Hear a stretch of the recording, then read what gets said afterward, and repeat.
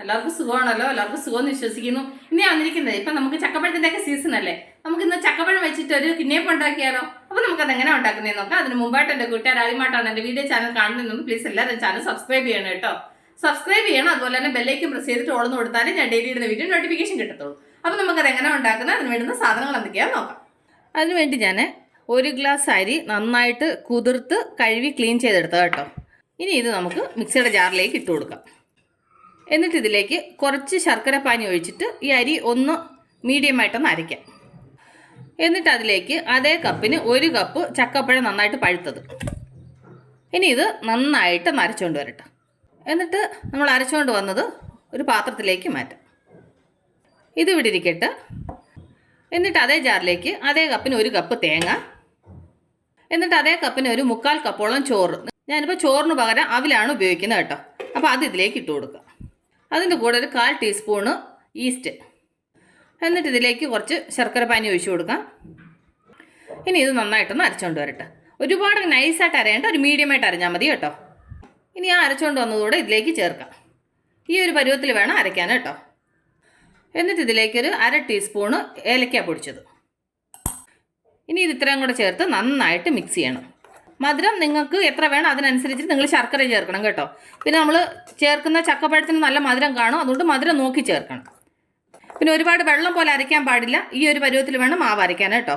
ഒരുപാട് വെള്ളം പോലെ അരച്ച് കഴിഞ്ഞാൽ കൊണ്ട് നമുക്ക് കിണ്ണിയപ്പം നന്നായിട്ട് ഉണ്ടാക്കിയെടുക്കാൻ പറ്റത്തില്ല.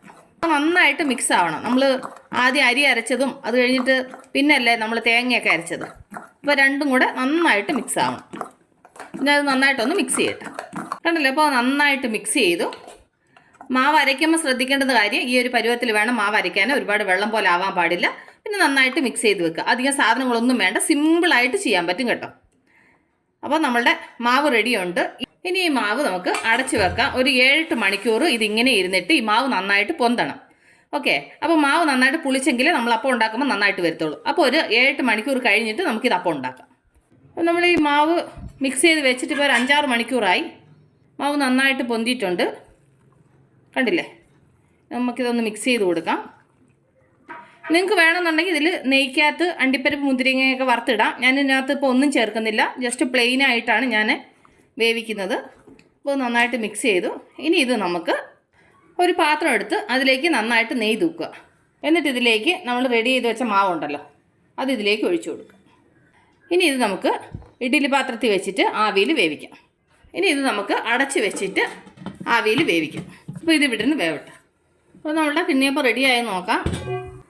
നമുക്കൊരു ടൂത്ത് പിക്ക് വെച്ചിട്ടൊന്ന് കുത്തി നോക്കാം. കണ്ടില്ലേ, നന്നായിട്ട് വെന്തിട്ടുണ്ട്. നമുക്ക് സ്റ്റൗ ഓഫ് ചെയ്യാം. കണ്ടില്ലേ, അപ്പോൾ നമ്മളുടെ കിണ്ണിയപ്പം നന്നായിട്ട് തണുത്തിട്ടുണ്ട്. ഇനി നമുക്കിതൊന്ന് മുറിക്കാം. കണ്ടില്ലേ എത്ര സോഫ്റ്റ് ആയിട്ടുണ്ടെന്ന് കണ്ടില്ലേ. ഒന്ന് മുറിച്ചെടുക്കാം. കണ്ടില്ലേ എത്ര സോഫ്റ്റ് ആയിട്ടുണ്ടെന്ന് കണ്ടില്ലേ. ചക്കപ്പഴം വെച്ചിട്ട് അത്ര ഈസി ആയിട്ട് നമ്മളൊരു കിണ്ണിയപ്പം ഉണ്ടാക്കിയെന്നുണ്ടല്ലേ.